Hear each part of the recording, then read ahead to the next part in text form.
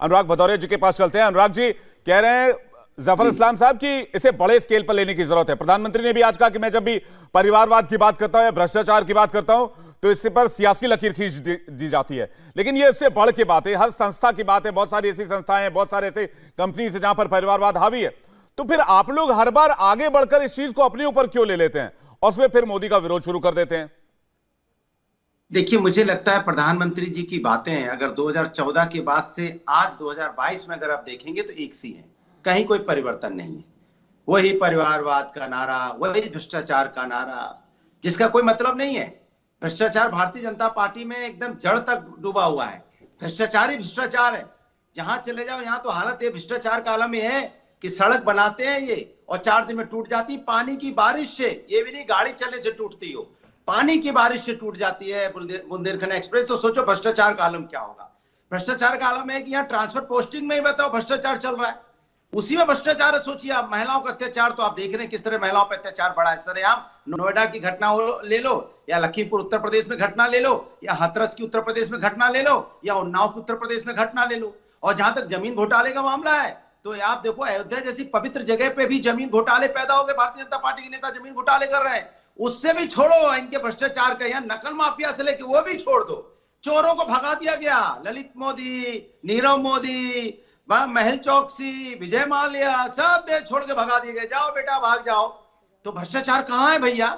मैं इनसे पूछना चाहता हूं, भारतीय जनता पार्टी खाली बातें करती है, परिवारवाद की बात करती है। मैं तो दावे के साथ बोलता हूं, आपको बोलता हूं, चैलेंज देता हूं भारतीय जनता पार्टी के नेताओं को, दिखाएं अपनी सारी लिस्ट। परिवारवाद भारतीय जनता पार्टी में कितना है, भरा पड़ा है परिवारवाद। ये वो लोग हैं जो परिवारवाद का मतलब नहीं समझते हैं। इनको परिवारवाद कम पड़ता है तो इंपोर्ट कर लेते हैं।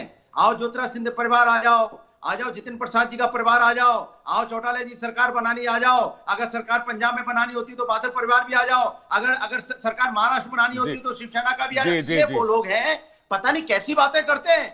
शिवसेना के सिंधे को लिया, उनका बेटा भी एमपी है, उसको भी अपने साथ शामिल कर लिया।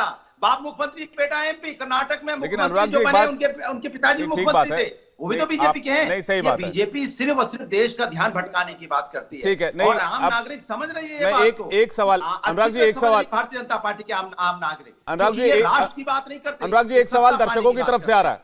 अनुराग जी एक सवाल दर्शकों की तरफ से आ रहा है, वो सोशल मीडिया भी खोल रखा मैंने। वो पूछ रहे हैं समाजवादी पार्टी का अगला अध्यक्ष यादव परिवार से होगा या फिर बाहर से होगा, और चुनने की प्रक्रिया देखिए, आपको शायद पता नहीं है, इस हिंदुस्तान के अंदर में या तो भारतीय जनता पार्टी लोकतंत्र को गाली दे रही है। लोकतंत्र में वही सदस्य, सांसद सदस्य, लोकसभा विधानसभा सदस्य बनेगा जिसको जनता चुनेगी। अब जनता ने चुना, जैसे आप बिहार में चले जाइए, अब बिहार में किसकी सरकार बनी? जनता ने वोट दिया तो सरकार बनी ना बिहार में। इन्होंने तो जोड़ तोड़ के सरकार बना ली थी। सबसे बड़ी पार्टी तो उस समय आरजेडी थी, जिसको उन्होंने नहीं बनने दिया। जनता ने तो आरजेडी को चुना था ना। नहीं, आपने मेरे सवाल का भी जवाब नहीं दिया। अनुराग जी, बना ली थी, अनुराग जी दोबारा वापस सरकार। अनुराग जी ठीक है, मैं आपके पास आऊंगा। साधना भारती कुछ कहना चाह रही है। साधना जी। जी आदरणीय विवेक जी, सबसे पहले तो आजादी की 75वीं वर्षगांठ के शुभ अवसर पर, आजादी के अमृत बेला पर मैं बहुत बहुत धन्यवाद साधना जी, आपको भी बहुत सारी शुभकामनाएं, आत्मीय शुभकामनाएं, हार्दिक बधाई देती हूँ। जी देखिए, सीधी बात है, हम तो पूछ रहे हैं भाजपा की सरकार सियासत का कैसा एहसान करती है कि एक तरफ आंखें छीन लेती है, दूसरी तरफ चश्मे दान करती है। मैं ऐसा इसलिए कह रही हूं कि अभी आदरणीय जफर इस्लाम जी ने बड़ी सारी बातें कह दी। अरे देश में मुख्यतः 2 विचारधाराएं हैं, एक गांधीवादी विचारधारा जो कि रामवादी है, कृष्णवादी है, सत्याग्रही है, जो गांधीवादी विचारधारा है, धर्मनिरपेक्षता का साथ देती आई है, और दूसरी तरफ एक विचारधारा है गॉडसेवादी विचारधारा, जो कि तोड़ने का काम करती है, जो कि सत्याग्रही है, जो ना रामवादी है ना कामवादी है, वो मात्र नफरतवादी है, घृणावादी है, जिसका साथ देने का काम भाजपा ने लगातार किया है। अब आदरणीय जफर इस्लाम जी भ्रष्टाचार की बात कर देते हैं। अरे आदरणीय जफर इस्लाम जी, आप भ्रष्टाचार की बात क्यों करते हैं? आप भूल जाते हैं क्या कि भारतीय जनता पार्टी के राष्ट्रीय अध्यक्ष रहे बंगारू लक्ष्मण ने सरेआम टीवी पर रक्षा सौदों में हरे हरे नोटों की रिश्वत ली थी, और उसके बाद आरोपी से वो कोर्ट के द्वारा अपराधी सिद्ध करके जेल पहुंचाए गए। येदियुरप्पा जी कर्नाटक के पहले ऐसे भ्रष्टाचारी मुख्यमंत्री बनकर सामने आए। शिवराज सिंह चौहान जी को तो स्वयं लोकायुक्त ने भ्रष्टाचार के मामले में एफआईआर दर्ज करने का निर्देश दिलाया। और मैं एक अंतिम आपसे सवाल पूछना चाहती हूं। मैं ये पूछती हूं आपसे कि आप बेटी बचाओ बेटी पढ़ाओ का नारा देने की बात करते हैं। आज आदरणीय मोदी जी ने बड़ी कई सारी बातें कही, हमारे प्रधानमंत्री है, मैं सम्मान करती हूं उनकी बातों का, लेकिन उनकी बातों में ये क्यों नहीं आता कि जब बेटी बचाओ बेटी पढ़ाओ है तो अब मध्य प्रदेश में आजादी के अगस्त माह में मध्य प्रदेश के बंडा में एक हिंदू लोधी बच्ची नाबालिग जिसके साथ बलात्कार हुआ, उस अरुण मिश्रा के घर पर मामा बुलडोजर कब चलेगा?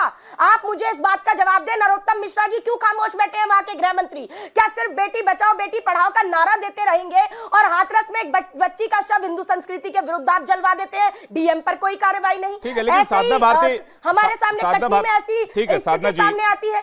लेकिन मैं पूछती हूँ जितने जल्दी में मैं अपनी बात खत्म करना चाहती हूँ, जरूर सवाल का जवाब दूंगी जी। मैं सीधी बात पूछ रही हूँ, आपने कहा कि हम जी 2022 तक सबको पक्के मकान मिल जाएंगे, मिल गए क्या? मैं पूछना चाहती हूं, आपने कहा था कि हर किसान की आय दोगुनी हो जाएगी, हो गई क्या? 27 रुपए किसान की आय हो गई। इन्होंने कहा मोदी जी ने ऐसा काम कर दिया, कोई नहीं कर पाया। बिल्कुल सही कहा, मोदी जी ने पहली बार आजादी के बाद पेट्रोल डीजल की कीमत बिल्कुल साधना जी, लेकिन आज प्रियंका जी कह रही हैं कि आजादी का जश्न मनाना चाहिए, राजनीति नहीं करनी चाहिए। मैं इस पर आऊंगा आपके पास। इंडिया टीवी हर वक्त हर जगह डाउनलोड करने के लिए सर्च करें India TV news Google play store या ऐप स्टोर पर।